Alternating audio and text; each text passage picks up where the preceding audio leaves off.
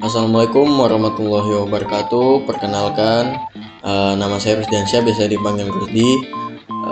Saya dari Fakultas Teknik Informatika dengan NIM 240 910 60 13. Jadi di sini saya akan menjelaskan tentang materi praktikum kali ini, yaitu tentang dictionary. Jadi di sini saya menjelaskan tujuan pembelajaran tersebut diminta untuk agar mahasiswa mengetahui berbagai macam tipe data yang ada pada Python dan menerapkannya. Kemudian mahasiswa mengetahui berbagai macam operator beserta fungsi dan penggunaannya.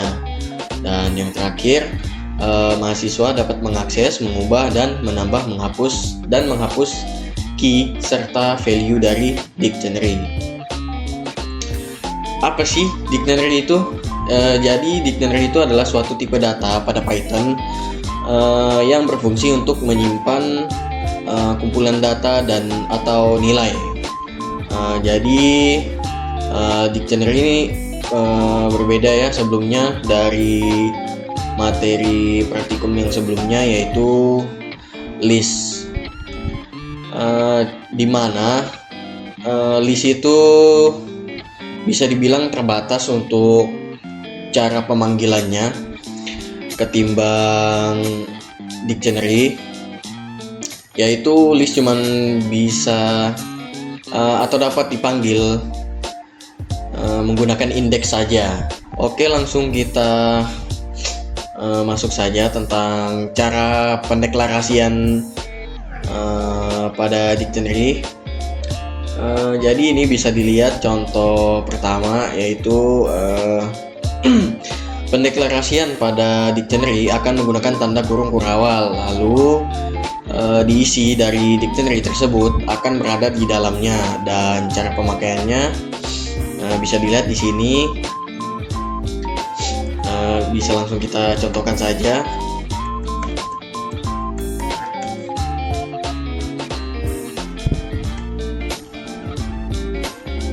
Jadi di sini saya sudah membuat contoh dictionary tersebut, dan ya bisa langsung run aja.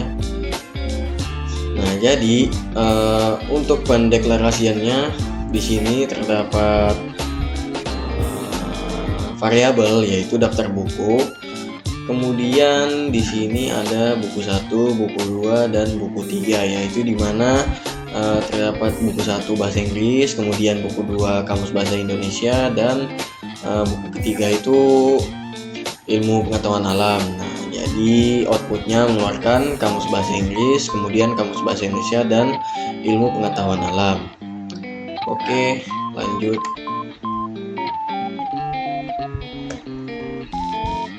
Jadi di sini ya kurang lebih sama, cuman berbeda di bagian di sini mendeklarasikannya agak berbeda dari sebelumnya. Jadi outputnya bakal seperti ini. Contoh.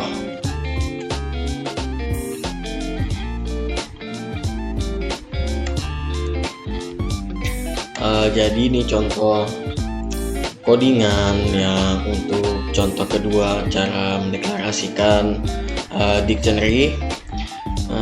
Bisa kita langsung run untuk lihat outputnya. Jadi di sini ya agak berbeda dari yang contoh pertama, yang dimana hanya mengeluarkan output judul-judul bukunya saja. Nah, tetapi di contoh kedua itu terdapat buku 1 dan buku 2 dan buku 3.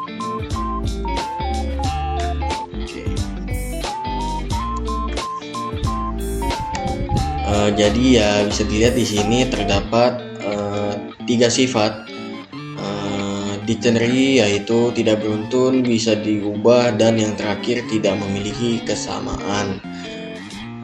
Jadi dari sifat yang pertama itu sebuah dictionary belum tentu berurutan. Nah, yang terakhir pun bisa menjadi yang pertama. Ya, kemudian ada changeable di mana kita dapat mengubah value yang telah kita masukkan dalam dictionary tersebut. Dan yang terakhir, tidak memiliki kesamaan. Jadi maksudnya adalah key pada dictionary itu tidak boleh memiliki kesamaan dalam penamaan, karena hal tersebut akan membuat key yang didefinisikan itu akan menindih key yang didefinisikan pada awal. Jadi itu bakal mempengaruhi di hasil akhir, yang dimana kita sudah mendefinisikan awal dan akhirnya itu dengan hasil yang sama. Jadi key-nya itu tidak boleh sama dengan yang terakhir, dengan yang awal, supaya tidak tertindih. Baik, di sini terdapat contoh. Kita bisa buat ya.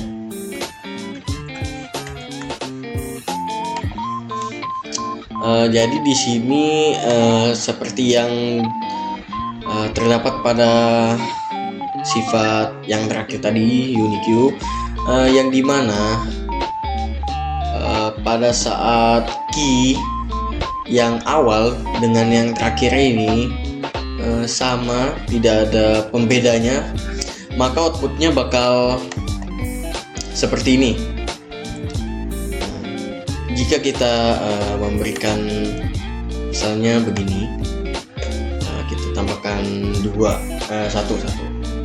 Di sini terdapat judul 1 dan judul 2.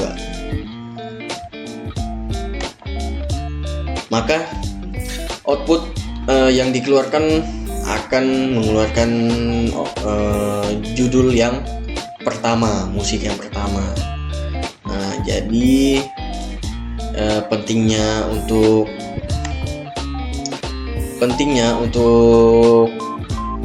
tidak memiliki kesamaan maksud pada key dictionary. Jadi itu ya teman-teman, perlu diperhatikan juga. Oke, langsung kita lanjut. Jadi di sini membuat dictionary. Jadi membuat dictionary itu terdapat hal yang perlu kita ingat untuk membuat sebuah dictionary, yang dimana yang pertama itu nama dictionary, kemudian key atau atribut, dan value atau nilai, kemudian yang terakhir buka dan tutup kurung kurawal. Ini juga penting. Di antara key dan value akan ada tanda titik 2 seperti ini ya teman-teman. Itu untuk sebagai pemisah. Nah, kemudian apabila terdapat lebih dari satu item dalam dictionary, maka dipisah dengan tanda koma seperti yang contoh sebelumnya ini.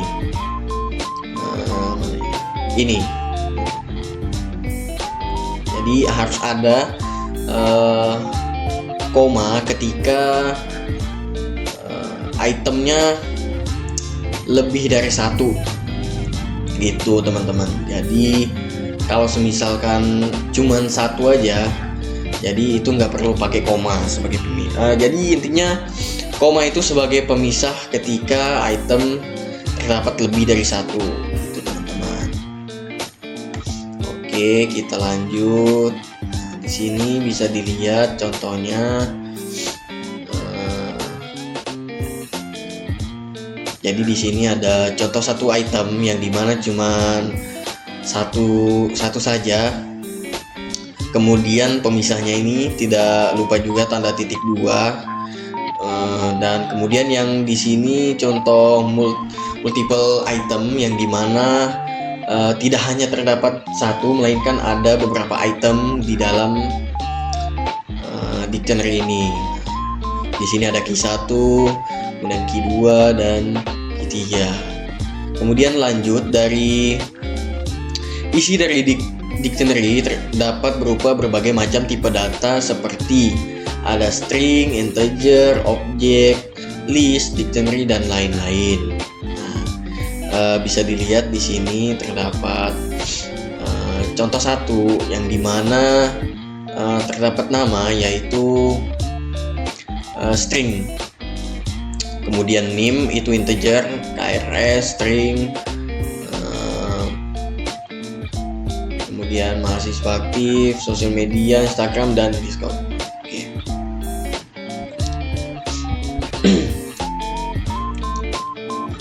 Ini ya teman-teman contohnya. Oh iya, selain itu kita juga dapat membuat dictionary dengan konstruktor dictionary dengan parameter key dan value. Jadi bisa dilihat ini contohnya yang dimana kita menggunakan tanda kurung biasa ya. Kemudian lanjut mengakses item pada dictionary. Ya, jadi di sini terdapat dua cara untuk mengakses item yang ada pada dictionary, yaitu dengan cara kurung siku kemudian fungsi get yaitu kurung biasa, teman-teman. Kedua cara ini sama-sama dapat mengakses dan menampilkan item dari dictionary yang kita inginkan. Tapi tentu saja ada perbedaannya. Jadi untuk menggunakan kurung siku itu kita cukup memanggil dictionary yang kita inginkan dan menambah kurung siku setelahnya. Nah, lalu dalam kurung siku kita memasukkan key yang telah kita masukkan tadi. Contohnya seperti ini ya teman-teman, nama atau ini. Oke, langsung saja kita ke contoh aja ya. Nah, outputnya bakal seperti ini ya teman-teman. Untuk yang contoh kurung mengakses item pada dictionary yang dimana terdapat dua cara, yaitu menggunakan kurung atau siku. Menggunakan kurung siku atau fungsi get gitu teman-teman. Perlu perulangan. Jadi jika kita menampilkan item pada dictionary dengan cara seperti sebelumnya, sudah pasti akan melelahkan lah jika datanya itu terlalu banyak. Jadi di sini kita bisa menggunakan perulangan untuk mengatasi. Kemudian ada caranya dengan menggunakan perulangan for. Tapi kita juga bisa menambahkan sebuah fungsi tambahan untuk dapat memanggil keduanya, yaitu menggunakan items. Jika tidak, maka yang muncul hanyalah key pada dictionary tersebut. Contoh di sini bisa dilihat.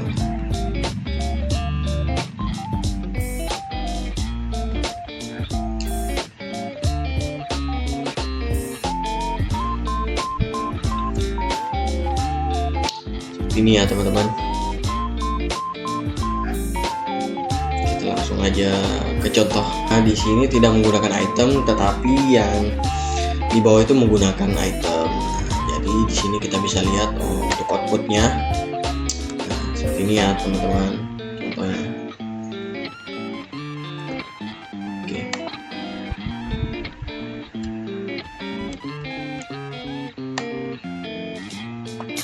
Menambahkan item pada dictionary. Jadi untuk menambahkan sebuah item baru ke dictionary itu kita dapat menggunakan dua cara, yang dimana bisa langsung kita masukkan saja atau kita bisa menggunakan fungsi update. Bisa dilihat contohnya di sini. Jadi kita langsung masuk aja ke contoh codingan. Jadi di sini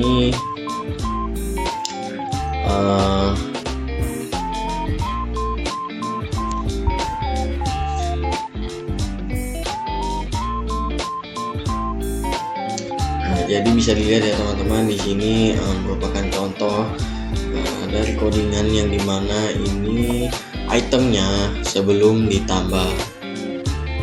Oke teman-teman, jadi di sini kita bisa lihat dimana perbedaan antara sebelum menambahkan item baru dan sesudah menambahkan item baru, yang dimana kita menggunakan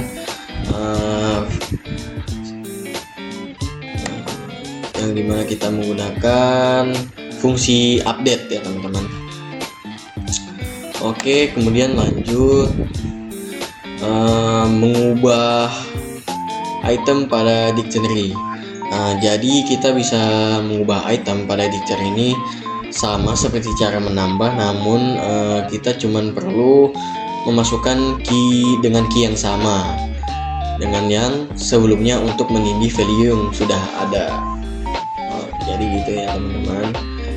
Di sini bisa dilihat untuk cara mengubah item pada dictionary. Oke. Bisa dilihat mengubah item yang dimana sebelumnya Iron Man dan Spider-Man itu dikatakan Spider-Man itu komedi dan Iron Man itu horor. Nah, kemudian kita ingin mengubah item. Jadi di sini kita mengubah Spider-Man menjadi action dan Iron Man genrenya menjadi action. Ini kita jalankan aja teman-teman.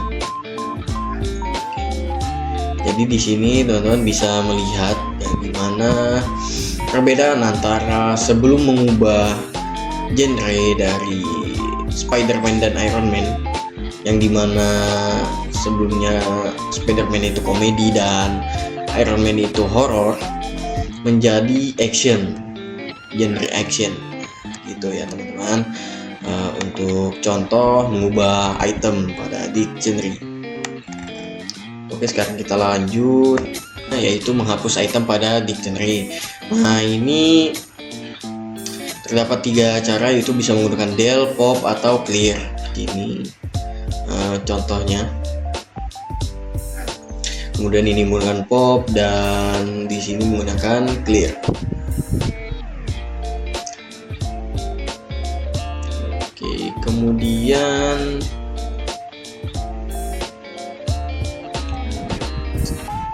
di sini juga terdapat key dan value. Kemudian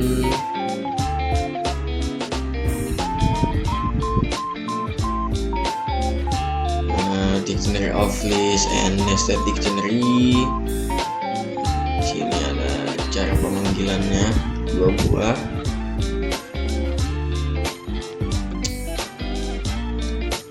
Jadi mungkin sekian penjelasan tentang materi dictionary. Jadi itu saja yang bisa saya dapat sampaikan. Kurang lebihnya mohon maaf. Saya akhiri. Wassalamualaikum warahmatullahi wabarakatuh.